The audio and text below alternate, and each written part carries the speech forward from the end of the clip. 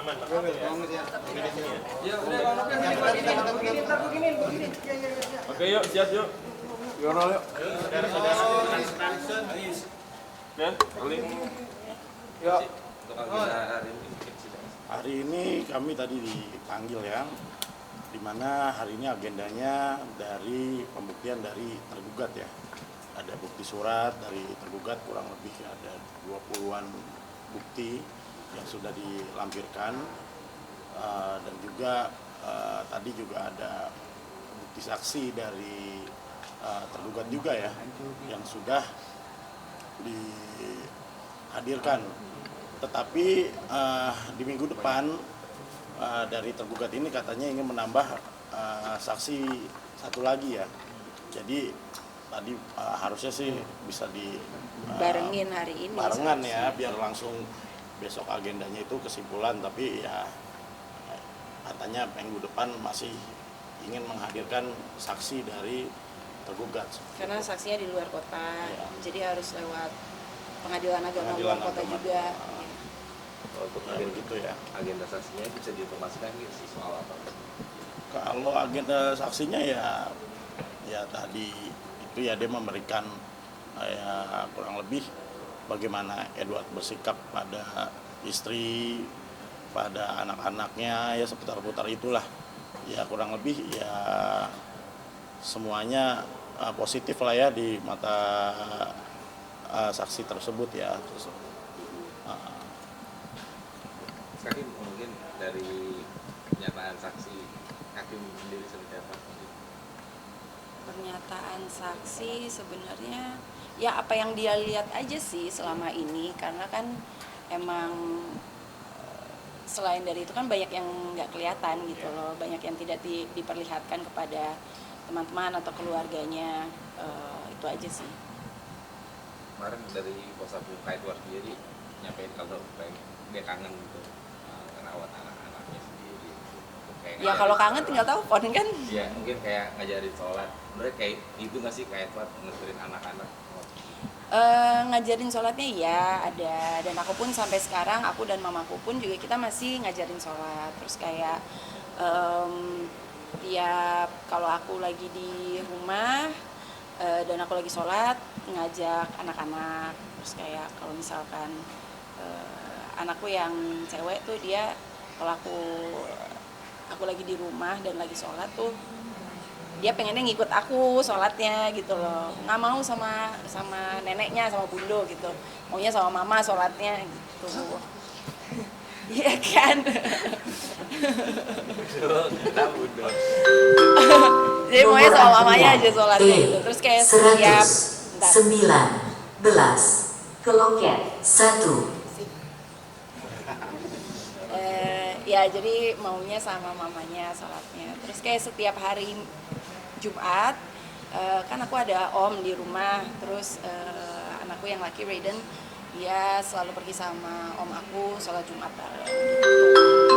Nomor antrian B10 dengan nomor perkara 653 PDT P 2024. Silahkan masuk ke ruang sidang 2. Hakim kemarin kata pengacara Kak Edward katanya alasan Kak Edward nggak mau ketemu itu karena Hakim kalau ngasih syarat kalau mau ketemu harus sama pengacara, Hakim dengan pengacara Hakim, Kak Edward dengan pengacara. Oh enggak, itu ngasih syarat pas sebelum kita sidang. Dia ngajak aku ketemuan. Aku kan udah trauma ya sebenarnya ketemu sama dia sendirian. Dia mintanya aku ketemu sama dia sendirian, aku nggak mau. Aku bilang kalau mau ketemuan, oke, ayo boleh ketemuan sebelum sidang gitu loh, supaya kita nggak ada semua ini gitu loh. Kita nggak usah buka-bukaan aib lah, nggak usah saling menjelekkan segala macam. Kita ngobrol, oke, ayo gitu. Kita dateng, aku sama Bang Maci udah dateng di tempat, dianya nggak dateng akhirnya. Oh berarti udah sempat buat janjian ketemu? Udah.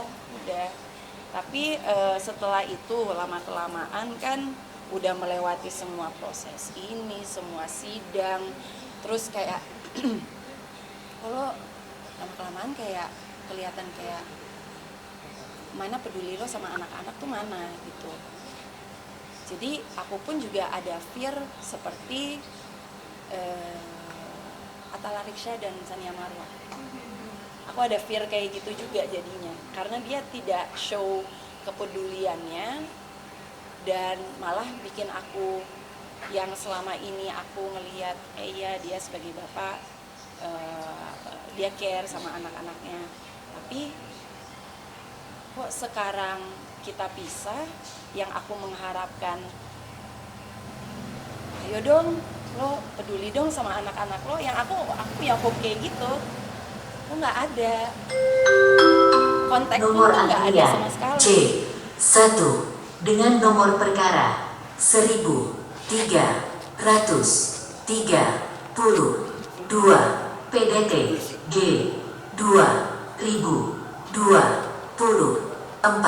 Silahkan masuk ke ruang sidang 3. Jadi yang potong kabelnya. Jadi yang aku yang aku harapkan, yang aku pikir tuh oke, kalau lo bapak yang emang segitu sayangnya cintanya sama anak-anak lo, apapun akan lo lakukan supaya lo bisa ketemu sama mereka, lo tetap ada hadir untuk mereka.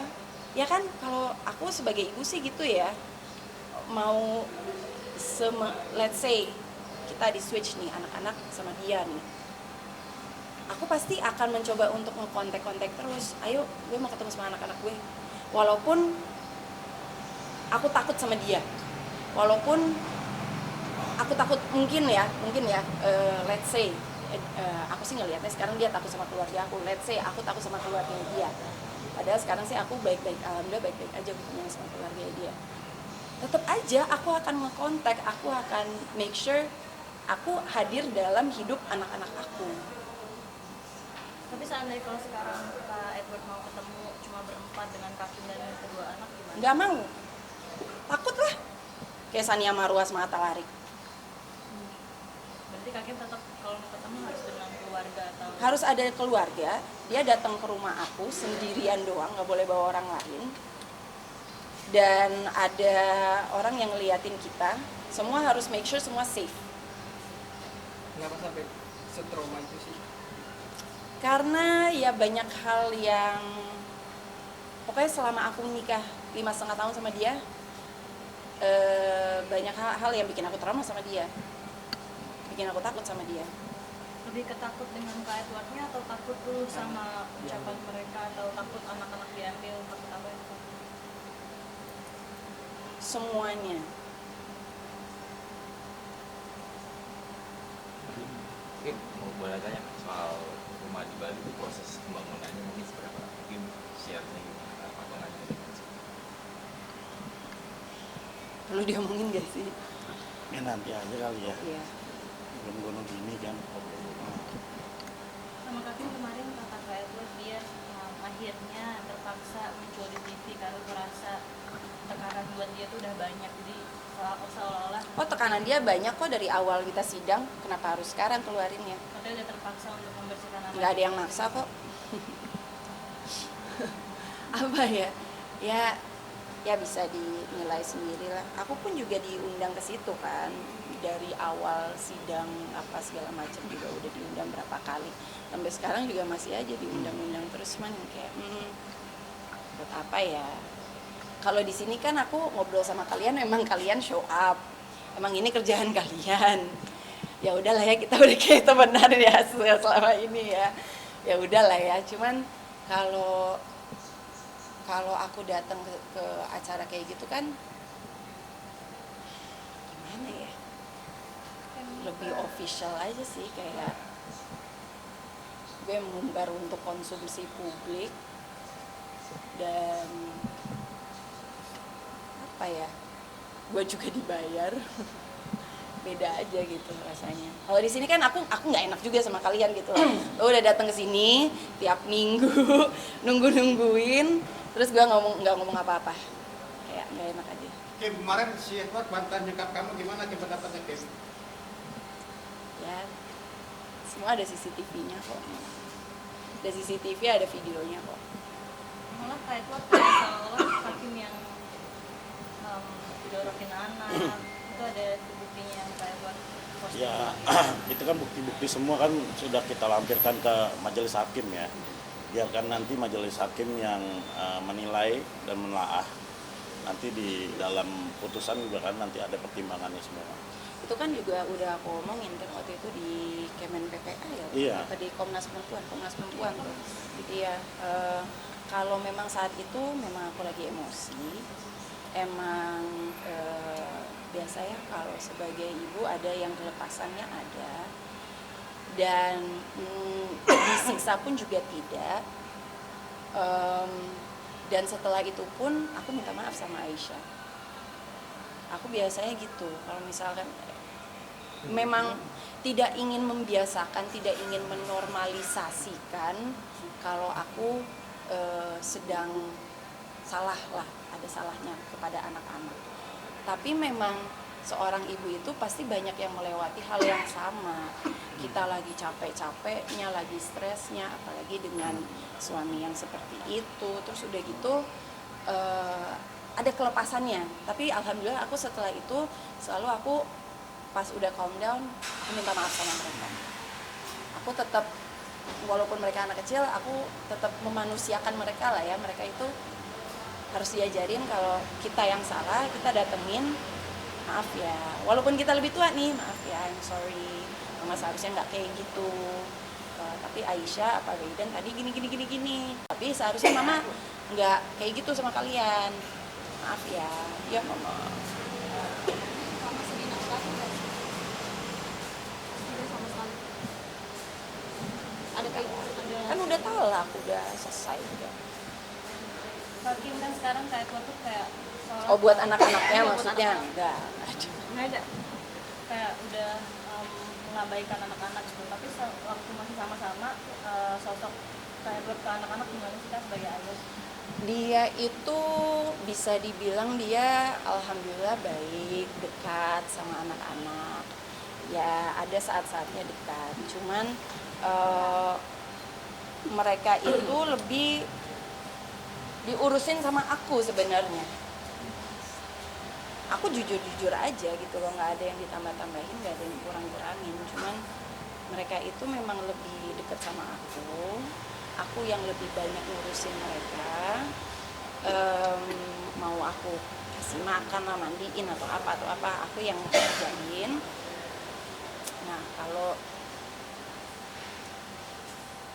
ini agak annoying sih aku ngomongin, cuman bisa dilihat dari Instagramnya dia selalu posting kalau dia yang ngerjain sesuatu untuk anak, dia lagi masak buat anak-anak atau dia lagi ngurus anak atau apapun itu harus divideoin, harus difotoin, harus dipost. Jadi kan kalau kita sebagai ibu kan itu udah seharian udah biasa lah ya. Jadi ada banyak banget postingan dia di Instagramnya dia yang dia tuh harus minta validasi jadinya. Itu waktu masih baik-baik aja ya, bukan sekarang Iya. keluar. Dan itu di repost terus sampai sekarang sama dia di story-nya. Kim, endorse-nya Edward dikasih ke anak-anak, kasih izin. Apa? Endorse-nya dari Edward dikasih ke anak-anak. Yang kemarin diundang itu. Oh diundang Rumpi. Ya. Emang ada yang ngirim. Nah, serius Kim. Aku seharusnya nggak ngomong ya atau gimana? Endorse. Diundang ke acara itu. Enggak sih, enggak ada kiriman transferan apa-apa. Iya. Pokoknya nggak ada kontak aja sama sekali sama dia, nggak ada aja. Dia lebih datang ke TV cuma persidangan itu seperti apa? Iya kan aneh gitu, dia datang ke acara TV tapi dia nggak datang ke sidang. Kan sebenarnya kalau mau apa namanya, sebenarnya ya, selesaiinnya semua di sini aja gitu Iya. loh. Tapi yang paling Kak harapin tuh apa sih Kak? Kasih sayangnya Edward buat anak-anak kah? Atau nafkah dalam bentuk uang kah? Apa yang aku harapin ya? Nggak tahu, selesai secepat mungkin. Nggak tahu apa yang aku bisa harapin sebenarnya. dulu aku udah sempat menonton dia yang diundang di acara itu kan.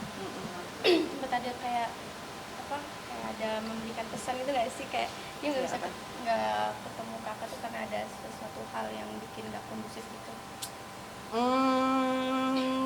Di pikiran dia aja sih nggak kondusif, padahal kitanya ya santai-santai aja. Tapi Kak Kim ketika nonton program tersebut kayak ih lu ceritain apa sih, ih kok gini sih, kayak ada rasa kayak gitu gak sih, kayak pengen ngebales gitu? Ada sih. Omongin kayak Semuanya kayaknya gitu deh. Apa yang kita omongin ya? Ngomongin apa ya dia? Kayak, harusnya dia nggak gini loh. yang berbanding terbalik. Saya sebetulnya tidak mau membuka aib, tapi ngebuka aib. Nah, Sama kayak gue sekarang juga kayak begitu. Cuman apa ya? Jadinya berantakan aja gitu loh. Jadinya ya kesel aja. Yang seharusnya awal-awalnya tuh ya udah nggak usah buka-bukaan aib, terus jadinya ya sama-sama saling buka aib jadinya. sempat disinggung juga semoga cepat mendapatkan hidayah. Sama deh, semoga kamu juga cepat mendapatkan hidayah. kayak sekarang tuh kayak itu nggak sih Kak, ngeliat dia baru keluar masih Udah nggak usah diomongin kalau kayak gitu. juga sempat dia bersumpah ya, katanya semenjak udah nggak bareng Kakim dia nggak ada perempuan lagi gitu. Ya, doesn't matter anymore anyway. Lu udah talak gue. Gue masa idah pun juga udah selesai. Jadi lo mau sama cewek manapun juga terserah. Udah lo mau cari istri baru juga terserah. Walaupun ini sesuai dengan negara sih masih nikah. Cuman Lanjut. you mau cari istri your next wife juga Udah mau. ya terserah gitu loh. Udah bukan urusan saya lagi. Kalau Kak Kim sendiri ada niat ke arah sana juga nggak sih, Kak? Aku sekarang sedang fokus buat anak-anak dan diri aku sendiri aja sih. Belum ada kepikiran buat yang lebih baik. Iya, insya Allah kedepannya ada. Cuman sekarang kayak banyak yang harus dipertimbangkan sih. kayak nggak perlu move on kan? Maksudnya kan ada proses move on kayak move onnya sih sebenarnya udah move on. Cuman Masih ada rasa trauma. masih ada rasa trauma. Banyak sih.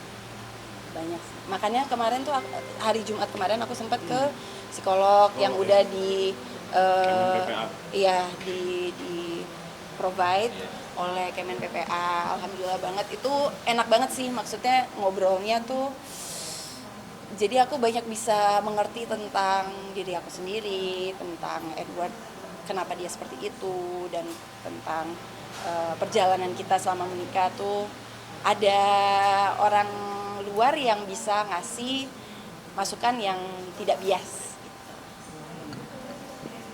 Kak boleh tahu Kak soal mungkin cincin nikah lu diapain? Kenapa? Cincin nikah lu diapain? Cincin nikah? Bagiin atau gitu? Tadinya pas ditalak itu mau dibalikin ke dia pun nggak balikin punya dia ke aku, tapi habis itu dia ambil punya dia sendiri. Dia bilang dia mau keep atau apa gitu. Terus ya udah aku keep punya aku aja. Cuman aku taruh di tempat yang aman. Nggak tahu ya mau diapain juga, kayak apa mau dikasih ke anak atau apapun itu nggak tahu juga. Cuman kayaknya kalau dijual juga nggak enak juga gitu lah, aneh aja. Tindak selanjutnya kapan nih, Kak? Tanggal 30 ya. Harusnya sih agendanya ini udah kesimpulan ya, cuman dari tergugat ingin menambah saksi tambahan, ya udah kita ikut aja lah yang terbaik. Dari majelis hakim juga udah mengiyakan kan, ya udah. Tapi jadi